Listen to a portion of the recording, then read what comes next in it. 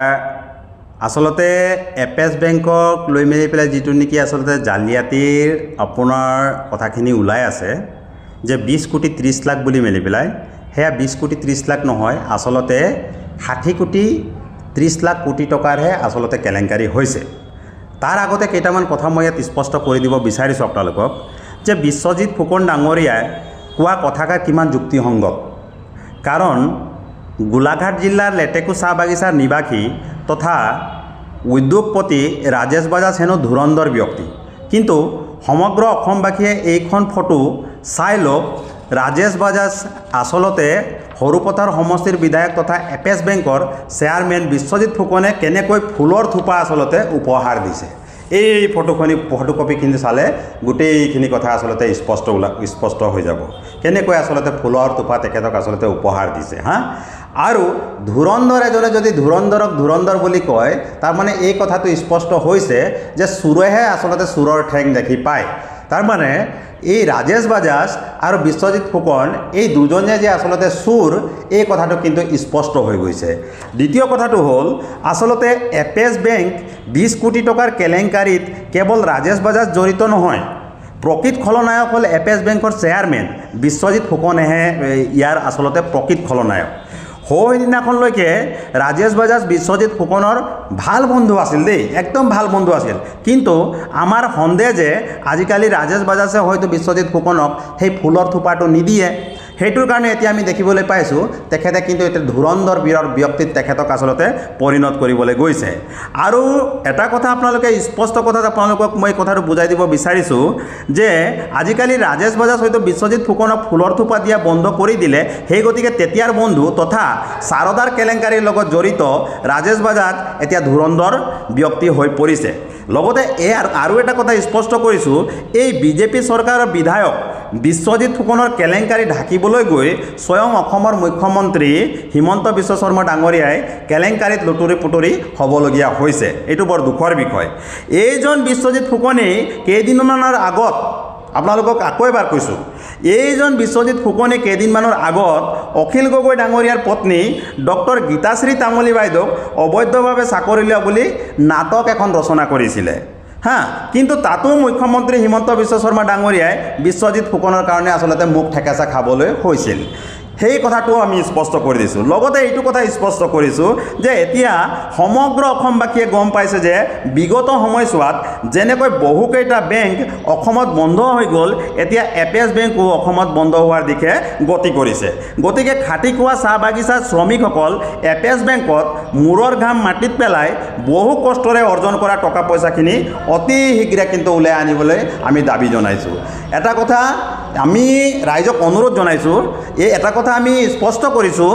যে আপোনালোকে জানে যে NRLৰ সমীপত অৰ্থাৎ গোলাঘাট জিলাৰ লগত আচলতে লাগি থকা যি নেকি আচলতে ৰজাবাৰী চাহ বাগিচা আছিলে, ৰজাবাৰী চাহ বাগিচা নেকি যেতিয়া উচ্ছেদ কৰা হ'ল, সেই উচ্ছেদ কৰোঁতে যি নেকি স্থায়ী শ্ৰমিকক 5 লাখ টকাকৈ আচলতে চৰকাৰে দিছিলে আৰু অস্থায়ী শ্ৰমিকক যি নেকি 2.5 লাখ টকাকৈ দিছিলে, সেই পইচাখিনি কিন্তু আনি মেলি পেলাই কিন্তু এই এপেছ বেংকতে থৈছিলে। আৰু এই এপেছ বেংকত যিসকল আমাৰ চাহ শ্ৰমিকসকলে পইচা থৈছিলে অতি শীঘ্ৰে আপোনালোকে পইচাখিনি উলিয়াই লওক। কিন্তু এতিয়া এই ৰাষ্ট্ৰীয় চেনেলতো নিউজ বাজিছে, আপোনালোকে জানে যে অতি শীঘ্ৰে এই এপেছ বেংকো কিন্তু বন্ধ হ'বলৈ গৈ আছে। কাৰণ এপেছ বেংকত যিটো নেকি এতিয়া দুৰ্নীতি চলি আছে, এই দুৰ্নীতিটো যিটো চলি আছে এইটো কিন্তু আচলতে এনেকুৱা বন্ধ নহ'ব। এই দুৰ্নীতিটো কেতিয়া বন্ধ হ'ব? যেতিয়া নেকি এপেছ বেংক বন্ধ হৈ যাব তেতিয়াহে দুৰ্নীতি বন্ধ হৈ যাব। অসমৰ মাননীয় মুখ্যমন্ত্ৰী হিমন্ত বিশ্ব শৰ্মা ডাঙৰীয়াক আমি বাৰম্বাৰ কৈছিলোঁ যে যি মানুহ নেকি হাঁফ হৈ ফুটে আৰু বেজ হৈ জাৰে তেখেতৰ পৰা কিন্তু আপুনি সাৱধান থাকিব বুলি মেলি পেলাই। এই মানুহজনে এটা সময়ত গৈ আছু কৰিলে, এই মানুহজনে এটা সময়ত গৈ কংগ্ৰেছ কৰিলে, এই মানুহজনে এটা সময়ত গৈ মেলি পেলাই তৃণমূল কংগ্ৰেছ কৰিলে, আৰু এই মানুহজনে গৈ মেলি পেলাই এতিয়া আমি দেখিবলৈ পাইছোঁ অসমৰ ৰাইজকতো হলঠেকত পেলাইছে, চাহ শ্ৰমিককতো হলঠেকত পেলাইছে। আৰু লগতে আমি দেখিবলৈ পাইছোঁ যে আমাৰ এইটো সৰুপথাৰ সমষ্টিৰ ৰাইজকো হলঠেকত পেলাইছে, আৰু লগতে অসমৰ মাননীয় মুখ্যমন্ত্ৰীকো হলঠেকত পেলাইছে, যিটো নেকি আমি নিবিচাৰোঁ। গতিকে অতি শীঘ্ৰে আমি এইটো দাবী কৰিছোঁ, চাহ শ্ৰমিক মুক্তি সংগ্ৰাম সমিতি এইটো দাবী কৰিছোঁ যে সৰুপথাৰ সমষ্টিৰ পৰা কিন্তু তেখেতৰ টিকটটো কৰ্তন কৰি দিব লাগে। আৰু যদি সৰুপথাৰ সমষ্টিৰ পৰা টিকটটো যদি অসমৰ মাননীয় মুখ্যমন্ত্ৰী হিমন্ত বিশ্ব শৰ্মা ডাঙৰীয়াই যদি টিকট কৰ্তন নকৰে তেতিয়া কিন্তু এইবাৰ যে বিজেপি চৰকাৰ সৰুপথাৰ সমষ্টিত বিশেষকৈ জিকিব নোৱাৰিব আৰু যি নেকি আস্থা আৰু বিশ্বাস আছে অসমৰ মাননীয় মুখ্যমন্ত্ৰী হিমন্ত বিশ্ব শৰ্মাৰ ওপৰত সেই আস্থা আৰু বিশ্বাস কিন্তু ক্ৰমান্বয়ে কিন্তু হেৰুৱাই পেলাইছে গতিকে যি মানুহক আমি বাৰম্বাৰ কৈছিলোঁ যে হাঁহ হৈ কুটে আৰু বেজ হৈ জাৰে এই মানুহক লগত ৰাখি মেলি পেলাই আচলতে হিমন্ত বিশ্ব শৰ্মাই আচলতে সাপকহে আচলতে গাখীৰ খুৱাই থকা হৈছে এতিয়া এনেকুৱা হ'ল পৰিস্থিতিটো যিটো নেকি পীযুষ হাজৰিকা আমি দেখিবলৈ পাইছিলোঁ যে অসমৰ মাননীয় মুখ্যমন্ত্ৰীৰ লগত ঘনিষ্ঠতা আছিলে এতিয়া এইজন ব্যক্তি সোমাই গ'ল লগতে বিশ্বজিৎ ফুকন ডাঙৰীয়া সোমাই গ'ল এতিয়া পীযুষ হাজৰিকাই কিন্তু অসমৰ মাননীয় মুখ্যমন্ত্ৰীৰ লগত কিন্তু পাত্তাই নাপায় লাহে লাহে মানে আচলতে কোনটো ছিষ্টেমত গৈছে অসমৰ মাননীয় মুখ্যমন্ত্ৰী যিহেতু দক্ষ আৰু যিহেতু তেখেতে এজন বিবেকবান মানুহ আৰু গোটেইখিনি জানে আৰু ৰাজনৈতিক আচলতে পাখা খেলৰ বিষয়ে তেখেতক শিকাব নালাগে সকলোখিনি ভালদৰে জানে সেইকাৰণে চালিজাৰি আচলতে মই ভাবোঁ যে চালিজাৰি চাই মেলি পেলাই কিন্তু আচলতে এই পদক্ষেপখিনি ল'ব লাগে কাৰণ এটা কথা জানিব যে এপেক্স বেংকৰ কিন্তু MD আপুনিও আছিলে যেতিয়া নেকি আপুনি এপেক্স বেংকৰ MD আছিলে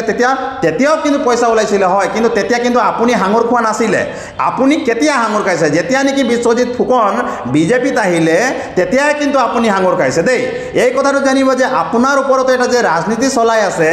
বিশ্বজিৎ ফুকন ডাঙৰীয়াই যে ৰাজনীতি চলাই আছে এই কথাটো কিন্তু আমি স্পষ্ট কৰি দিছোঁ আৰু তাহানিখনতো কৈছিলোঁ যে এই বিশ্বজিৎ ফুকন ডাঙৰীয়াই আপোনাক ফচাবলৈ গৈ আছে আৰু বিশ্বজিৎ ফুকনৰ কাৰণে কিন্তু আপোনাৰ মান সন্মান গোটেইখিনি কিন্তু লাঘৱ হৈ আছে আৰু পৰৱৰ্তী সময়ত যদি তেখেতক আচলতে যেনেকৈ বন্ধু হিচাপে যদি লৈ থাকে আৰু তেখেতৰ কথা মতে তেখেতৰ শ্ৰুতলিপি মতে যদি আপুনি চলে তেতিয়াহ'লে কিন্তু আপুনি হলঠেকত পৰাটো 110% কিন্তু খাটাং